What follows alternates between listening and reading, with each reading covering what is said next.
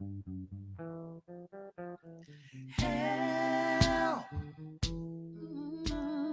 help, oh Lord, I need your help. Mm. I've been in the fire so long I can't get burned no more. I thought you was putting out the flame, but it was rain from the storm.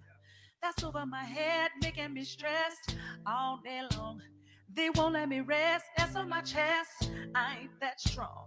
I need a lifeline right now. 911 won't do. My back's against the wall now. Done all that I can do. I prayed every prayer, went to every service like I know how.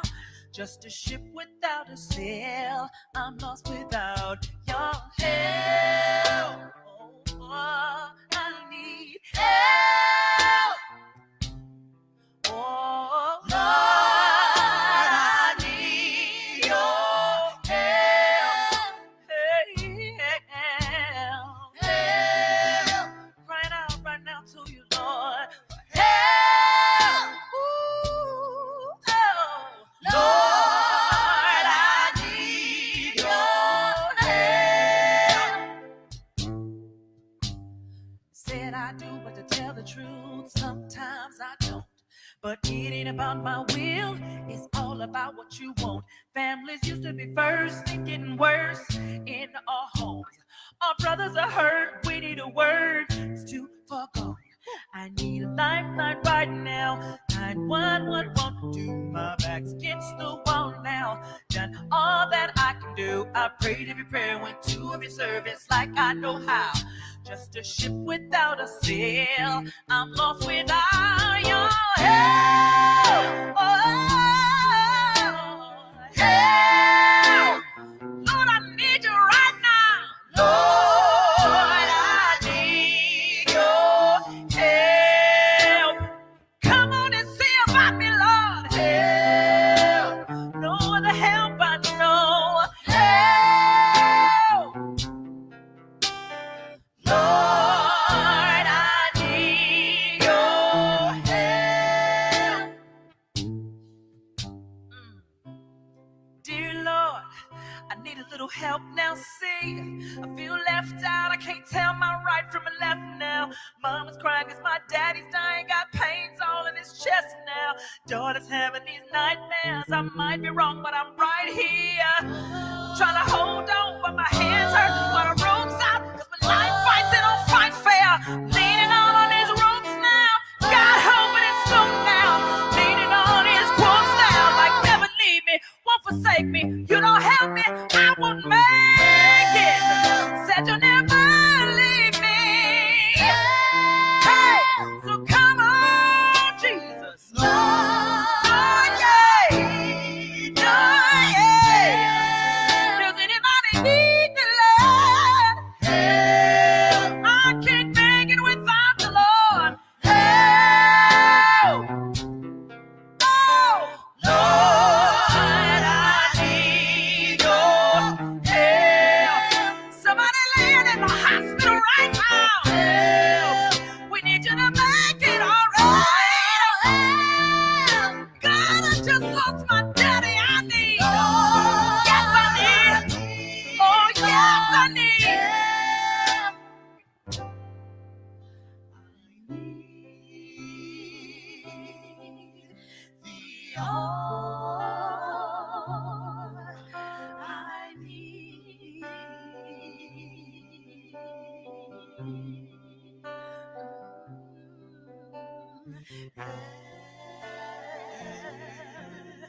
Every hour I need thee. Oh, bless me now, my Savior.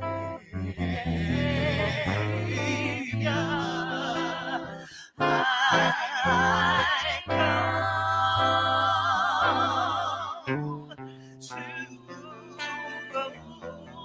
to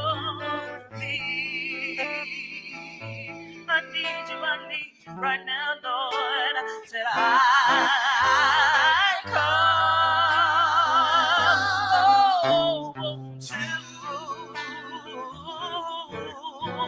to thee.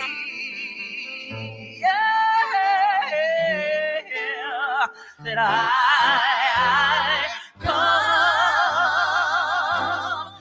come to thee. Ooh, I come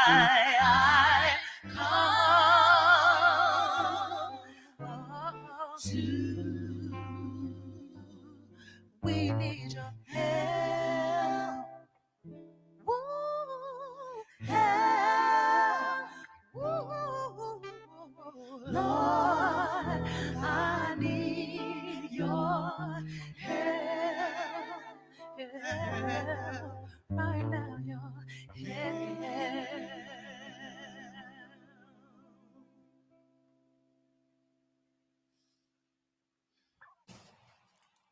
There is this, what I call a Muppetification of Dr. King, right? Where people, particularly on the right, love to use him like he's this Muppet. He's like the friendly Muppet.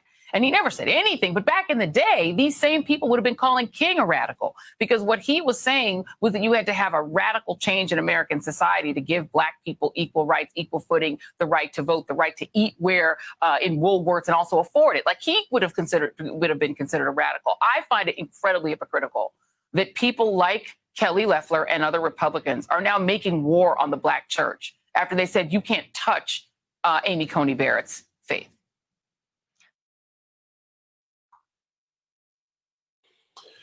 Welcome, everyone. My name is Michael McBride. I'm one of the co-chairs of the Black Church PAC, and on behalf of the founding board of the Black Church PAC, as well as my co-chair, Bishop Leah Daughtry, as well as our Black Church PAC Georgia board member, Pastor Jamal Bryan, and Dr. Iva Carruthers, who's been instrumental in helping us pull this conversation together. We are excited to host this very important conversation. Is the GOP waging war on the Black church in our Georgia runoff elections? For you joining us for the first time, the Black Church PAC is a strategic initiative answering the call to elect leaders committed to ending mass incarceration, defending the right to vote, curbing gun violence and police violence, and representing the equitable treatment of Black and brown communities across this country. Throughout today's conversation, you will hear some leading Black church leaders from the state of Georgia, speaking in an intergenerational conversation led by the amazing Joy Reid. And we are hoping you take this conversation beyond this program and have these conversations and further talks among your own networks. We invite you to feel free to offer comments and questions in the chat. Certainly share these feeds on Facebook, Instagram, Twitter, and help us further this conversation even more. I want to get us started by reading the bios of our panelists, as well as our host, before we bring Sister Joy to take the conversation further. I want to say these panelists are speaking here as individuals and not speaking on behalf of their congregations, their denominations, or their organizations. These bios are purely for descriptive purposes and should not be read as endorsements of their affiliated organizations. First, we have the Reverend Dr. Cynthia Hale, who is the founder and senior pastor of the Ray of Hope Christian Church in Decatur, Georgia. Dr. Hale was inducted into the African American Biographies Hall of Fame, the Martin Luther King Jr. Board of Preachers of Morehouse College, and the Atlanta Business League Women's Hall of Fame. She was recognized on Ebony's Power 100 list as one of the nation's most influential African American leaders. In 2009, Dr. Hale was appointed by President Barack Obama to serve on the President's Commission on White House Fellowships. She also served as a member of the 2016 Platform Committee for the Democratic National Convention and delivered the invocation at the 2016 Democratic National Convention in Philadelphia. In your chats, let's welcome Reverend Dr. Cynthia Hale. Bishop Reginald Thomas Jackson is the presiding prelate of the 6th Episcopal District of the African Methodist Episcopal Church, which encompasses over 500 churches in the state of Georgia. He was elected and consecrated the 132nd Bishop of the AME Church in 2012 at the 49th Quadrennial Session of the General Conference held in the AME Church in Nashville, Tennessee, and was appointed to the 12th Episcopal District and as the Ecumenical and Urban Affairs Officer. He has served as the chairman of the Social Action Commission of the AME Church and is the current chairman of the Commission on Colleges, Universities, and Seminaries. Let us welcome Bishop Reginald Jackson to this conversation. The Reverend Dr. Nichelle Guidry is the Dean of the Chapel and the Director of the Wisdom Center at Spelman College in Atlanta, Georgia. She was listed as one of the 12 new faces of Black leadership in Time magazine. She was recognized for quickly becoming one of her generation's most powerful female faith leaders on Ebony magazine's 2015 Power 100 list, and one of 10 women of faith leading the charge ahead by Sojourners. And last but not least of our panelists, the Reverend Timothy McDonald is the founder of the African American Ministers Leadership Council, president of the African American Ministers in Action of People for the American Way, and is senior pastor of the First Iconium Baptist Church in Atlanta, Georgia, where he has served since 1984. He served 3 terms as president of Concerned Black Clergy of Atlanta, as special assistant for community concerns for Mayor Maynard Jackson, and as national director of Operation Breadbasket and special projects for the Southern Christian Leadership Conference. He has also served for 6 years as the full-time assistant pastor of the historic Ebenezer Baptist Church in Atlanta. And our host, who needs no introduction, but certainly we want to honor her and introduce her formally. She is the host of the new primetime cable news program, The ReadOut, making her the first Black woman to host a primetime cable news program. Prior to The ReadOut, Joy served as a political analyst at MSNBC and host of the hit weekend news morning show, AM Joy. She is the author of 3 books, Fracture, Barack Obama, The Clintons, and The Racial Divide. We Are the Change We Speak, the speeches of Barack Obama, which she co-edited with Washington Post columnist E.J. Dionne, and her latest book, The Man Who Sold America, Trump and the Unraveling of the American Story, which spent 4 weeks on the New York Times bestseller list. Reed also co-hosts a podcast, Read This, Read That, with veteran TV journalist Jackie Reed. We are so excited to have them lead us in this important conversation. And as they come onto the screen, I will leave you with the words of Reverend Warnock as kind of a framing for this conversation we will have for the next hour or so. My faith, Dr. Warnock says, is the foundation upon which I have built my life. It guides my service to my community and my country. Kelly Loeffler's attacks on our faith are not just disappointing, but they are hurtful to Black churches across Georgia. Let's have a rich discussion. Sister Joy. Thank you, Pastor Mike. I appreciate that very kind intro and for reading all those biographies for us. And thank you all for being here. I don't know about y'all, but that musical selection has me feeling like it's Sunday. One of the things we definitely miss about this era is not being able to be in church and hear that kind of beautiful music. So that was wonderful. I feel blessed by that. So thank you for that. And I'm going to just jump right in. I'm not going to waste a second of everyone's precious time here. I want to jump right in and go right to Pastor McDonald, Reverend McDonald, because what we've seen in the last 8 hours or so, or the last 24 hours or so, is I feel like these are unprecedented attacks that we've seen on a pastor of a Black church. We know that there are 2 races in Georgia, the John Ossoff race against David Perdue, who's the sitting senator, and the Kelly Loeffler race, where she is the appointed senator running to try to be elected for the first time in the state of Georgia. And she's running against the Reverend Raphael Warnock. Pastor McDonald, you have been assistant pastor of historic Ebenezer Baptist Church. And we know that just in January, Senator Loeffler asked to speak and be on the pulpit, which we know, y'all are pastors, it's not easy to get on the pulpit. It's a big ask to get on the pulpit at a Black church, because normally it's like, do you attend this church? And have you been here more than once? But she was allowed to speak in January. She said she was honored to be at the church. But since then, we have seen her mount a full-on attack, not just on Reverend Warnock, but on his faith, on Black Lives Matter, on the the biblical underpinnings of the Black church, which are about liberation theology.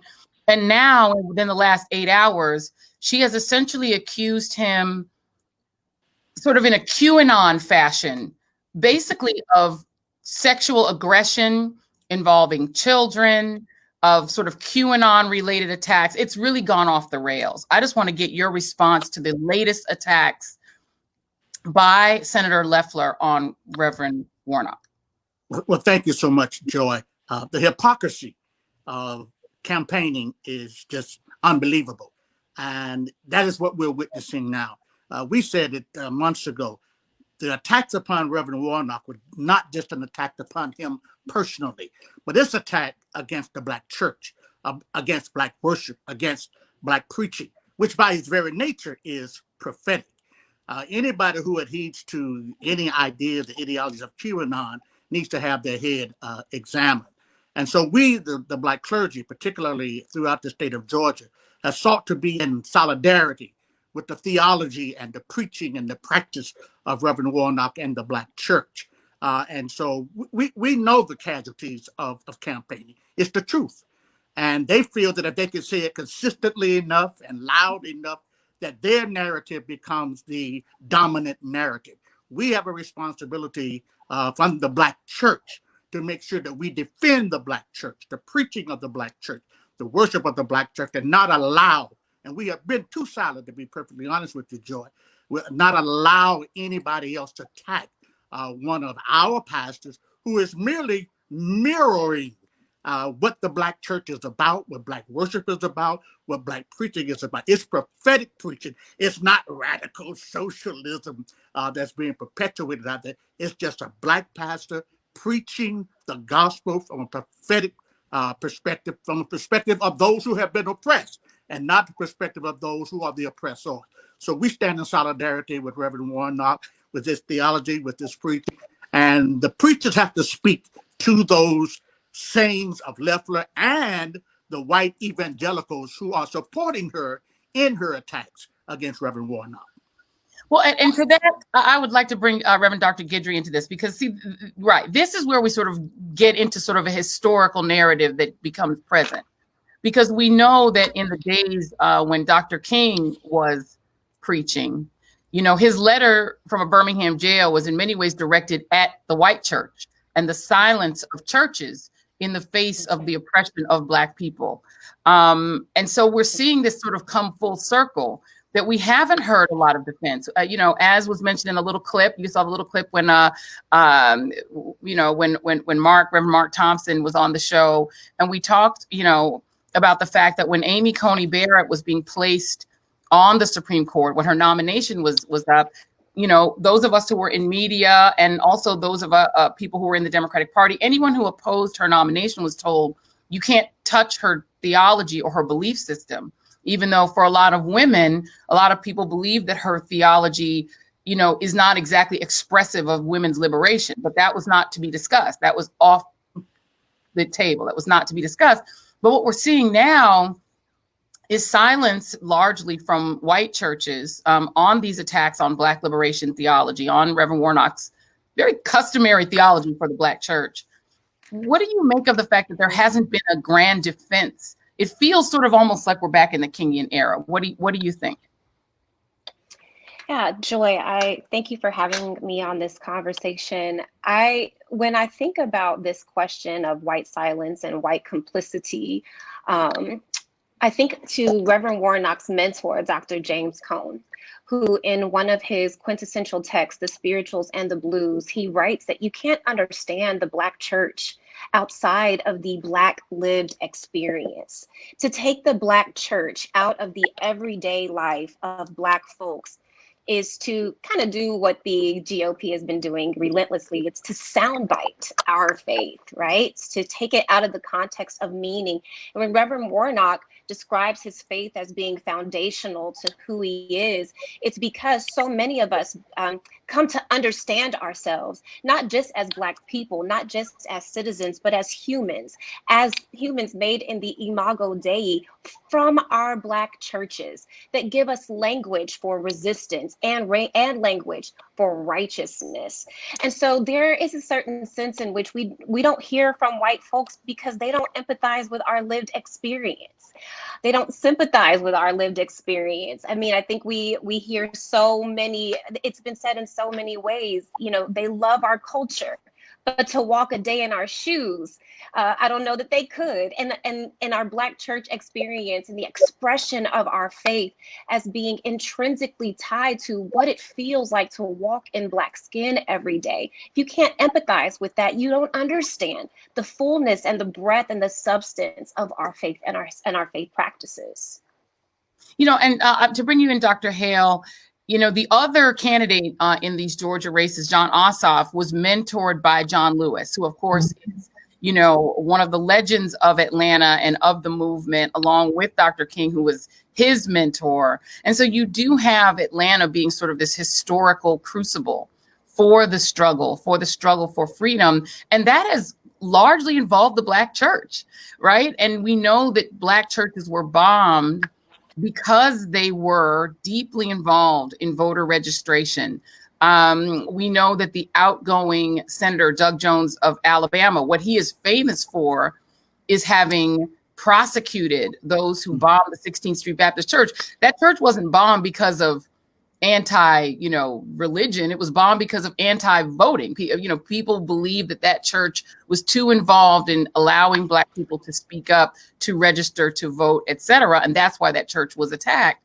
And so I wonder what you make of the fact that the Black church is still being attacked, maybe not with bombs, but really with just, attacks on the idea of liberation theology itself. And that is being made to seem dangerous, including by Senator Loeffler.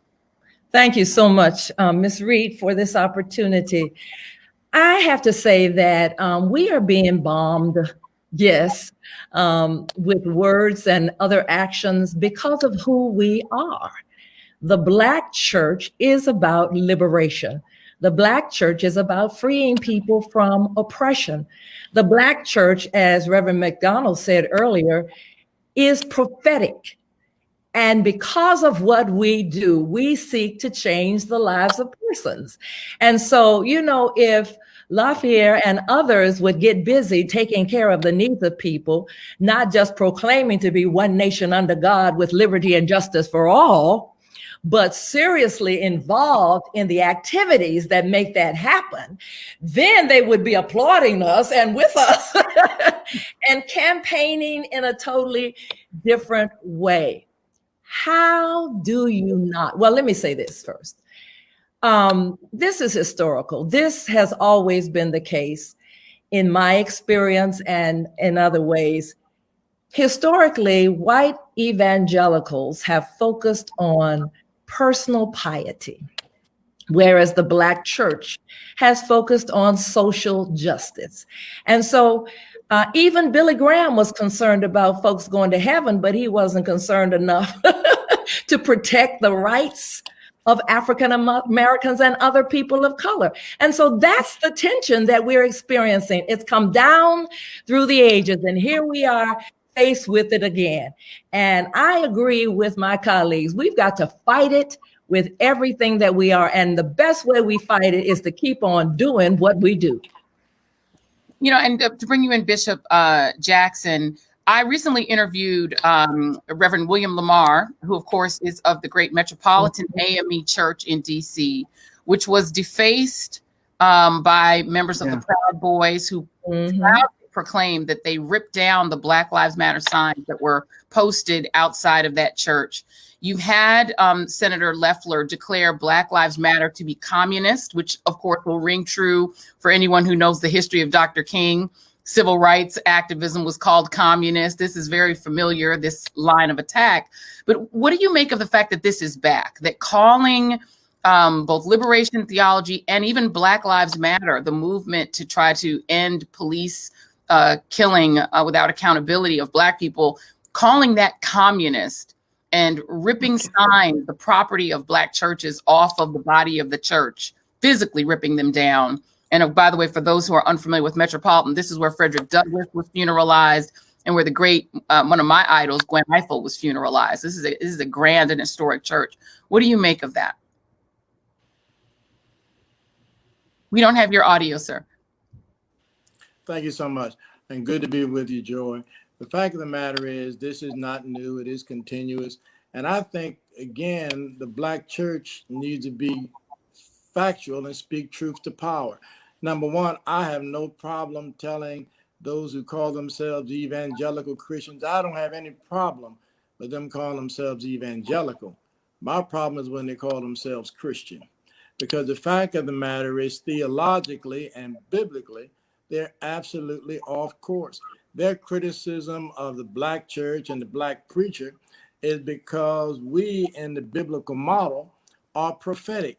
I think many of those who call themselves evangelical Christians are like those in the scriptures who were the professional prophets, whose job it was to tell the king not what he needed to hear, but what he wanted to hear. And they're doing a good job of that. Our job in the Black church is to be prophetic and to speak truth. And so therefore, I think to the Kelly Loefflers of the world, number one, it says they don't understand scripture. They call Raphael Warnock radical liberal, and they criticize him for saying you can't serve God in the military. My goodness, what would you say about Jesus? Jesus said, unless you hate your mother, your father, your sister, your brother, you can't be my disciple. I don't know what she would say about him. And then as it comes to Martin Luther King, we need to be clear. Martin Luther King did not become a hero to a lot of them until he was dead and could no longer speak for himself. And finally, let me say, Ms. Loeffler continues to demonstrate her own racism. When John Lewis passed, Georgia has a statue in Statuary Hall of Alexander Stephens, who was the vice president of the Confederacy. The Georgia delegation submitted a letter that his statue would be removed and replaced with that of John Lewis. The one person from the Georgia delegation who didn't sign the letter is Kelly Loeffler. Wow. Reverend McDonald, to come back to you, because if Senator Loeffler is elected, I can't say reelected because she was appointed the first time, but if she wins this race on the 5th, it is likely that she will be, and her staff will be contacting Black churches again, as most of these, many of these Republican elected officials do, and that she and that, others like Senator Mitch McConnell and others who've stood in the way of expanding healthcare, expanding aid to the struggling, stood by while Donald Trump attacked immigrants, attacked the poor, attacked healthcare, tried to take healthcare away from 20 million Americans. All of these things rooted in the biblical tenets that we are to love the immigrant, care for the poor, care for the aged. These are things we all learned growing up in church. What do you think that pastors should say to the staff of a Senator Loeffler or of a Mitch McConnell or of a Lindsey Graham, who are then coming back and saying, we would like to speak on King Day? I mean, we know that the church is meant to be open to all and to welcome all in. But, as somebody who was an assistant pastor at Ebenezer, what should these churches say to them? We have to be true to the gospel and true to our faith and true to the calling that we're called. I tell them, no, you will not get to espouse those kinds of untruth, false doctrines from this pulpit. And I think it's time for Black pastors and Black churches to realize and affirm that we're not beholden to them, to these elected officials. We don't work for them, they work for us. And we got to call back and claim back our power. Sure, our voting is grounded in our faith too, but our faith is a liberating faith. Our faith is an inclusive faith. Our faith talks about the kingdom of God that allows everybody to sit around the table. Their faith is exclusive. Their faith is dominant. Their faith, or if you could call it a faith, is nowhere near consistent with what we believe, interpret, and preach the gospel to be. So we got to be careful, very careful. You started out saying this, Ms. Joy, about who we allow in our pulpits. Loeffler's predecessor, Senator Anderson, God bless him, love him. He would sit through that whole program. That's the King Celebration program that Loeffler attended. He would sit through, he's the only person who would sit through the entire program, 4 or 5 hours, and then turn right around and vote against everything that Dr. King stood for and everything that Dr. King gave his life for. That kind of hypocrisy can no longer be tolerated. And the only reason that Loeffler can get away with that, the largest Protestant denomination in the United States is the Southern Baptists. The largest lobbying group in the state of Georgia are the Southern Baptists, who gave us slavery, who supported lynchings, who, at least through their silence, Jim Crowism, segregation, all of these ills of our society were able to exist because of the silence of these same right-wing evangelicals. We got to make sure, politicians talk to politicians, doctors talk to doctors, lawyers talk to lawyers. When these right-wing evangelicals speak, the Black church has to speak, and we have to call them for who they are. Jesus had no problem using the word hypocrites, and we got to let them know that those false doctrines that they're advocating, putting in commercials, that they are not consistent with the gospel, and if pastors have to speak to pastors, clergy have to speak to clergy. And that's what the Black church is doing now. And we're beginning to see the results. We've had over 3 million people in Georgia now, by the Secretary of State, who have already voted. Black church, community, civil rights, labor, we're coming together now. We're saying enough is enough. Do not allow that kind of hypocrisy to reach your pulpits, to come from the pulpit. We got to say no. And then there's an acceptable word in the Bible, an expletive you can put in front of that if you want to, but no. And, Reverend Dr. Hale, you've been on the Democratic National Committee platform. And, the challenge, of course, with churches being involved in, voting is politics in its most basic form. Right. It is partisan politics. It's just the way that we achieve temporal power. And the church has always, ridden that line, the Black church, and even white evangelical churches, because they are very much lined up with Donald Trump and openly lined up with Donald Trump. So it isn't just Black churches. The white church is very political. It is lined up 100%, or at least 80% per the polls, with Donald Trump, who is very questionable that he's, has been to church, but we don't know. We can't say. I can follow him. He has been to church, but there's a church in him. That's a good question. That's probably the right question. But when it comes to the Democrats, they do espouse, the parties have flipped places now. The Democrats, who used to be the old Dixiecrats, they were the old Southern racist party, have now emerged into the party that allowed Barack Obama to become president of the United States. And so most African Americans embrace the Democratic Party and its platforms.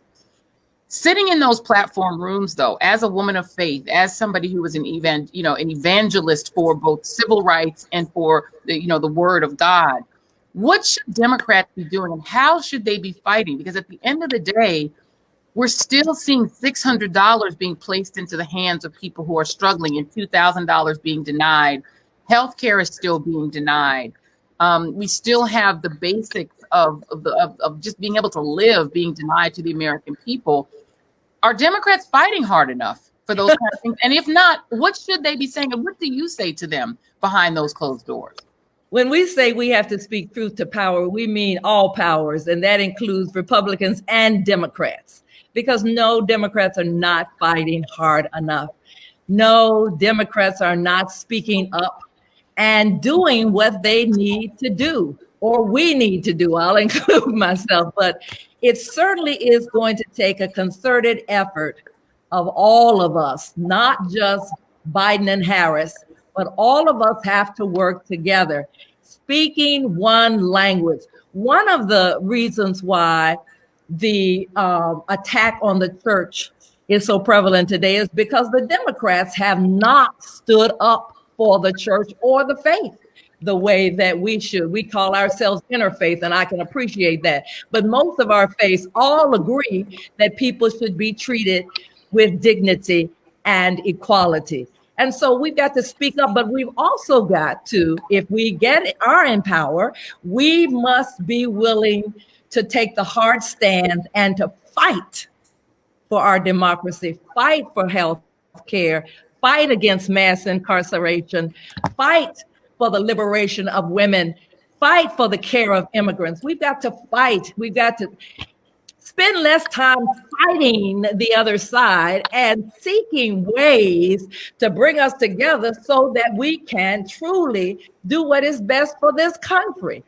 What I've noticed is through the years, whoever is in party spends all of their time fighting the other. Well, we're not fighting for the people, and that's what's got to happen. And so, yes, when I have the opportunity, and when any of us, because I know my colleagues, we not only speak truth to power to Republicans, but also to Democrats. We got to call the truth, and a lie.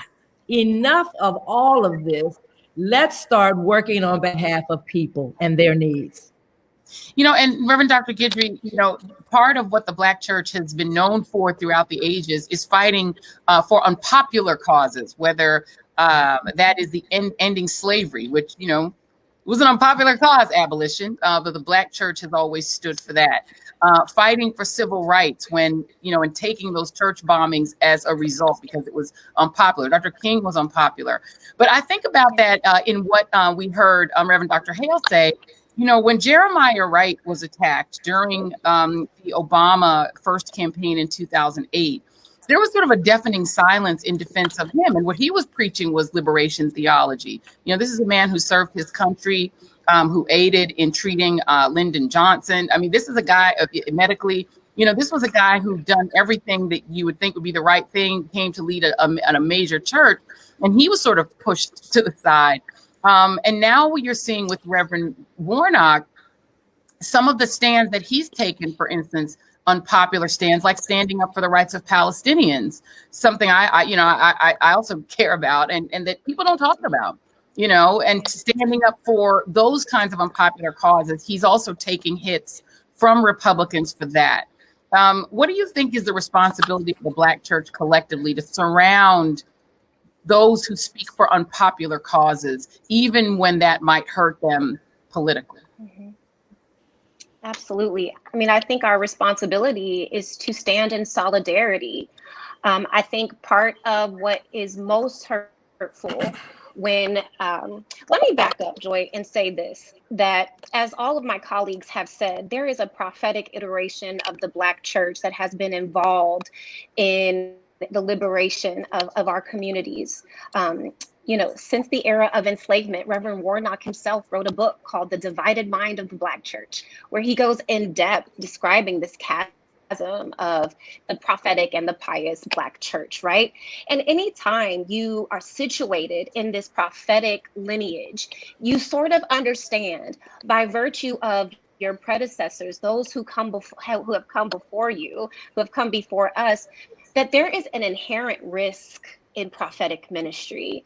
There is an inherent risk to your reputation and even sometimes to your safety, right? And in many ways, you sign up for that. This is the cost, right? Even Jesus knew when he entered into his ministry that this was going to be a costly enterprise. This was going to be a costly endeavor on his part.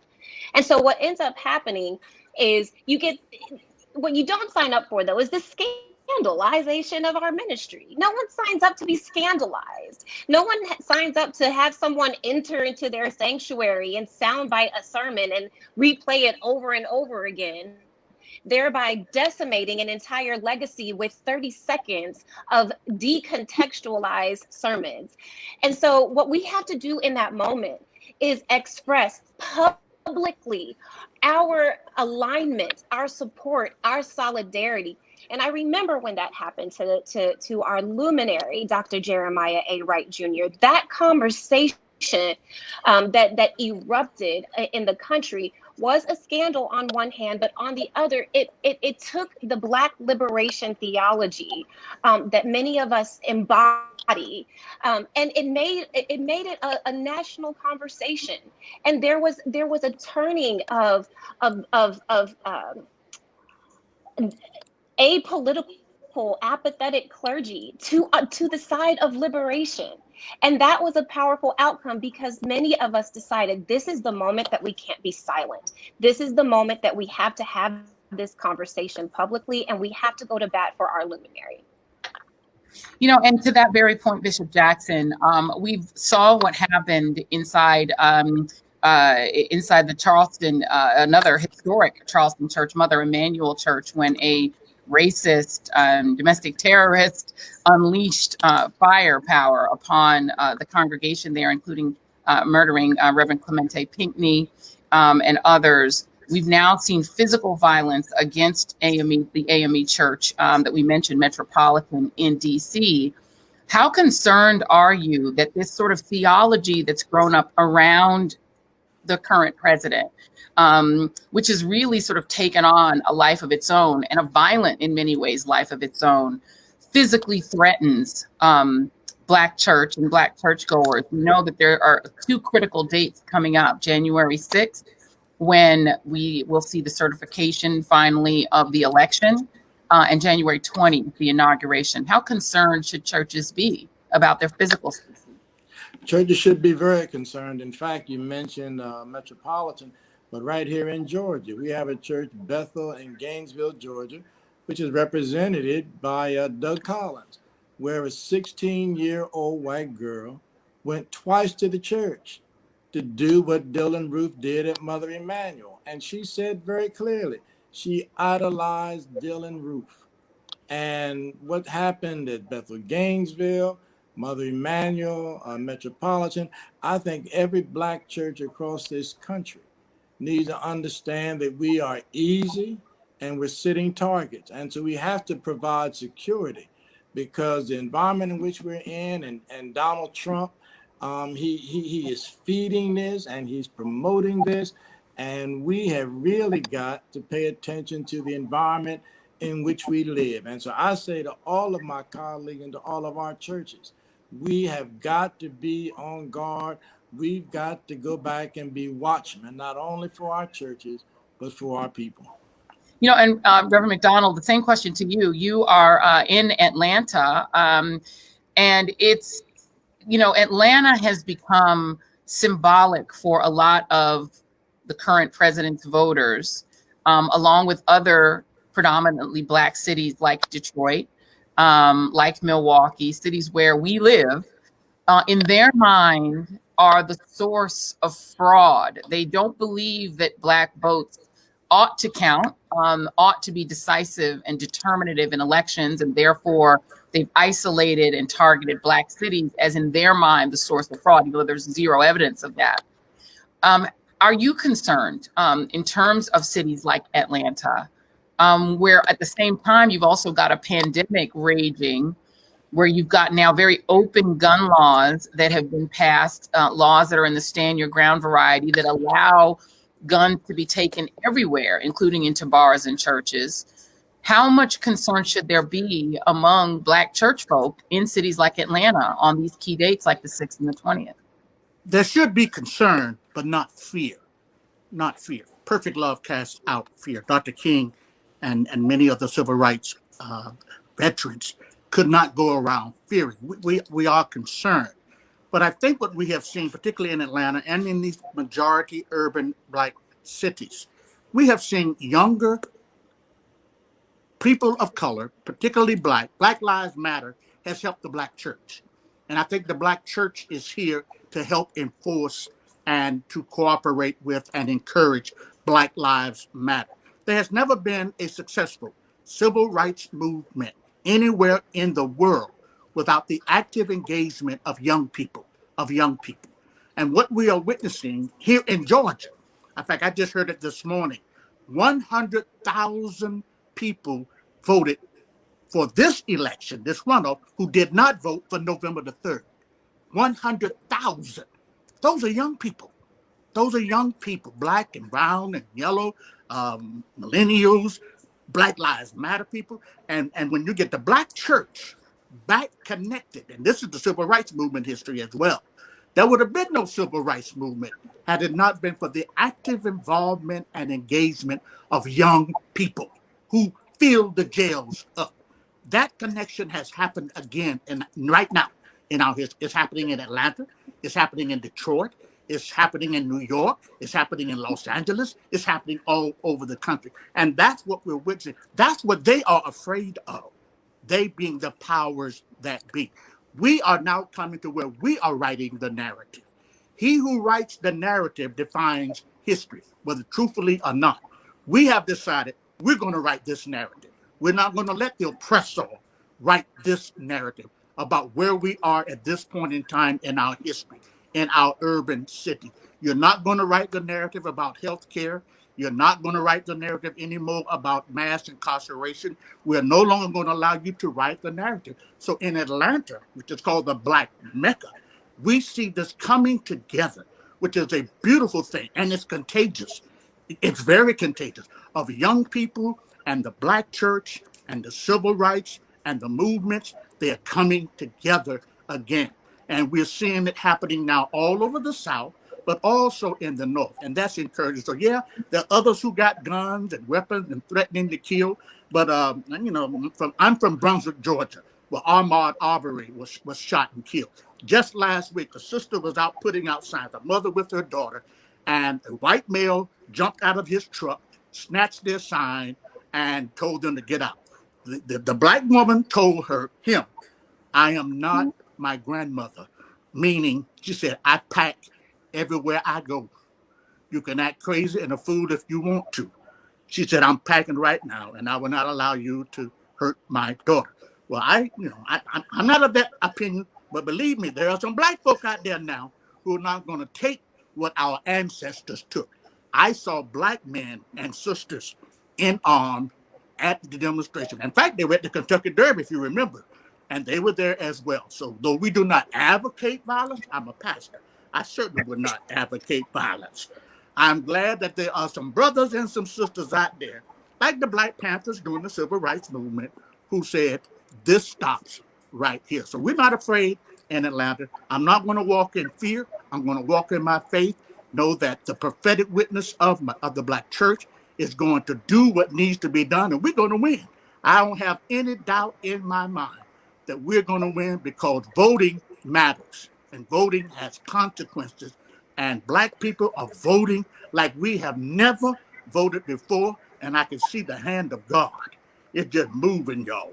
And when that prophetic witness gets out there, we're going to send the fear of God into those right-wing evangelicals who are out there trying to create some false narrative and false doctrine. So I'm excited. Bishop, he knows about it. Cynthia Hale, she knows about it. Dr. Spellman, we know about it. There's a movement going on right now, and it's going all across the land. Stand up, Black people, brown people, oppressed people. God is moving. Somebody had to preach. I'm sorry. Well, listen, I have 7-day Adventists in my family, so today is their Sunday. Yes, ma'am. Adventist family members out there, hello. Y'all got a word, but we got a word for the Sunday people too. Dr. Hale was giving you the biggest amen, the biggest nod. You know, one thing I have to share this with you. Timothy McDonald and I, when we were younger, 35 years ago, we were the young folks. We were doing it then. But Dr. Hale, I'm going to let you in because you were giving them nodded amen.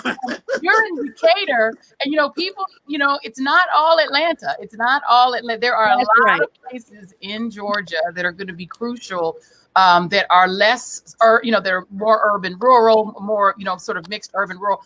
What are you seeing in terms of the involvement, particularly of younger people? Because you're absolutely right. I mean, Dr. King, as well as John Lewis, they were in their 20s when they were Black Lives Matter. That's right. That's exactly right. And I'm working with several get out to vote and election protection groups, and young people are all over the state. And we have to be very careful about talking about Metro Atlanta or just Atlanta, because like he just said, Glenn County, yeah, Macon, South Georgia, Albany, folks are out all over the state. Folks are saying enough is enough. Rockdale County, Newton County. And I believe that it's a sense in which people have come into their own. I'm sorry that it took the tragedies of Ahmaud Arbery and Breonna Taylor and George Floyd, Rayshard Brooks and others. But something just woke up. And there was a sense in which people said, we ain't gonna take this no more. We ain't, okay? And got charged and revved up. And this intergenerational work that's happening is amazing, because earlier on, my young people were saying to me, we can't find our place. Well, find it. They found it. And we're working together. So there has to be this sense in which, we're not putting older people off the scene so younger people. No, we have to work together. And it is happening, Joy. Yeah. But it's also happening in terms of city and county, or rural and suburban. And so we have to see all of it. Georgia, we are going to win. Do you understand that? And let them bring it on, because at Stone Mountain, there was a march one day of the Proud Boys or some group, and the Black militia met them. And they showed up, and the police just stood there and looked. What could they say? And everybody backed off. So this is not our grandmother's world. This is not even my state anymore, although I'm still a little radical. But everybody is saying, let's go. And I want to mention this fact, and that is, with the killing of George Floyd, I heard from more of my white colleagues and friends I've ever heard from. So this is not just Black church or Black folk. The kingdom of God on earth has manifested itself, and people of all races and stripes have decided enough is enough, and we're going to fight together to make this nation what it says it was called to be. And Reverend Dr. Guidry, let's talk about that in some specifics about what will be the difference. If in fact the 2 Senate seats do go as the prophetess Dr.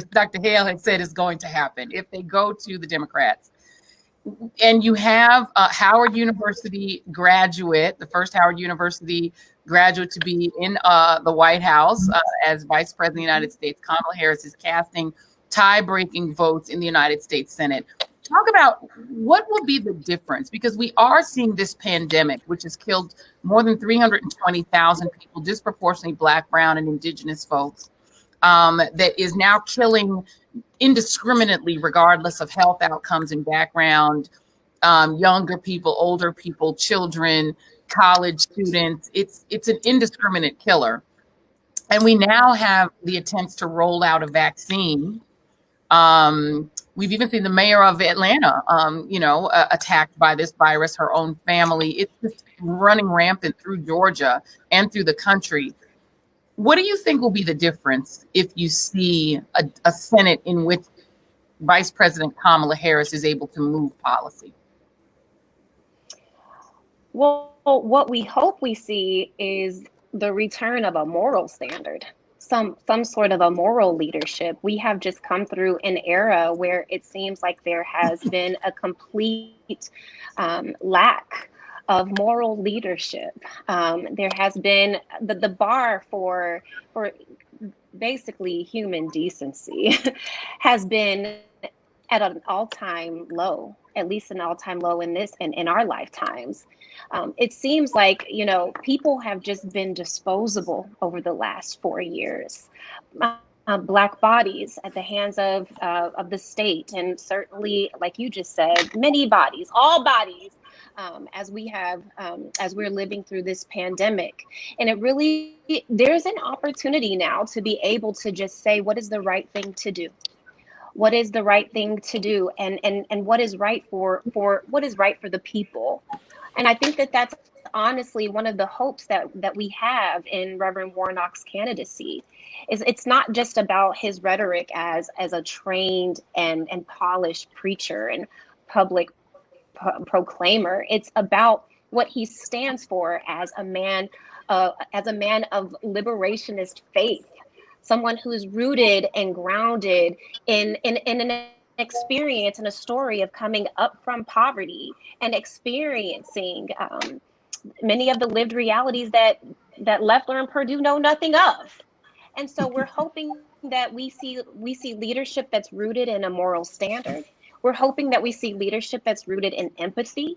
We're hoping that we see, you know, the changing of the tides. The last shall be first, and the first shall be last. Isn't that what Jesus said? Isn't that what leaders who follow him should represent? So that's what we're hoping for. Yes. And Bishop, I'm going to go to you now. We are blessed to have you here. We're going to let you kind of take us toward the close here, because what does that look like in terms of moral leadership from your point of view? Because there are so many needs and there's so many priorities that need to be faced, both by the administration on the political side, but also by the church. Is the church going to step forward in a more prominent role, in your view, over the next 4 years, particularly the Black church, in terms of trying to shape the moral sort of culture in this country when it comes to everything from pandemic to violence to policing? What role do you see the church having, the Black church having? You know, it's interesting, but one of the fortunate things that come out of the last 4 years of the Trump administration, it has reawakened, it has reignited, and it has given a challenge to the Black church. And I'll be frank with you, I am excited because I believe the Black church is again going to reclaim its legacy as the conscience of the nation. Because right now, this nation has no conscience.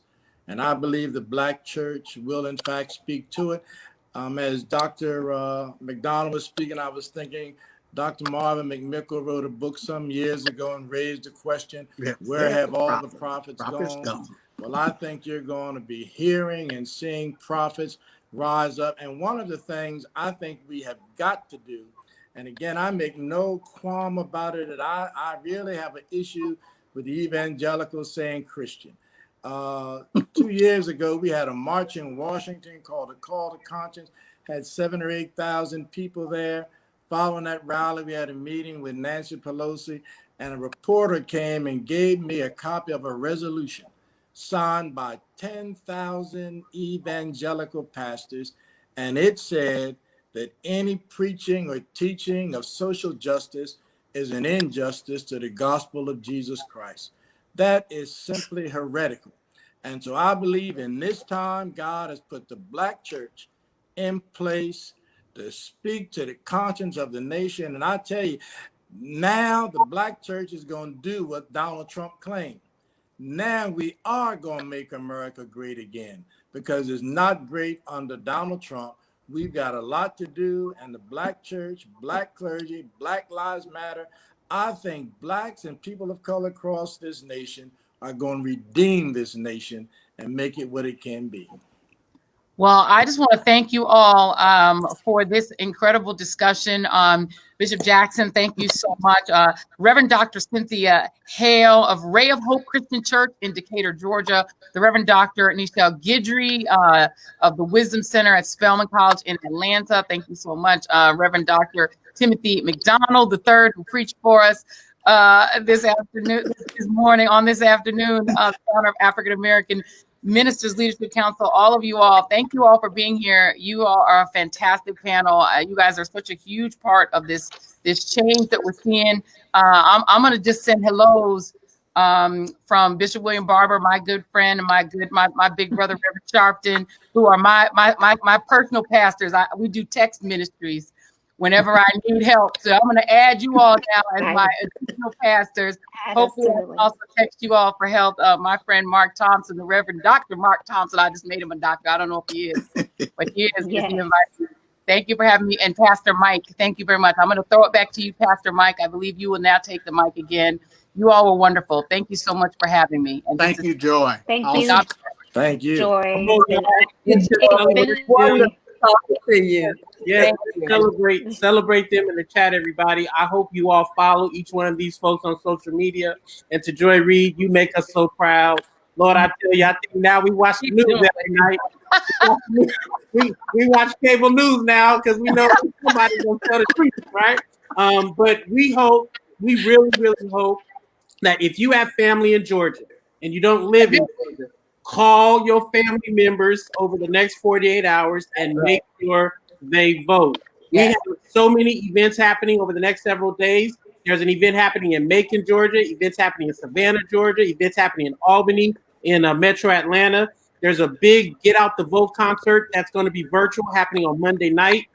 There's a concert with Jonathan Nelson happening, with John P. Key happening on the ground at the Atlanta Motor Speedway. So Georgia, we coming to help y'all get out the vote. Big shout out to our partners on the ground. Black Voters Matter, Latasha knows you love and rock with her. Woke Vote, New Georgia Project. All of the folks that we're partnering with, we're super excited to be in relationship with you all. So God bless everyone. Have a wonderful Saturday. Remember, for hundreds of years, the Black church has woken up every day to fight white supremacy. We are not stopping now. We're going to take our souls to the polls and get this victory. So God bless everyone. We'll see you in the field. Take care. God bless. God bless. Thank you. Thank you. Bye-bye.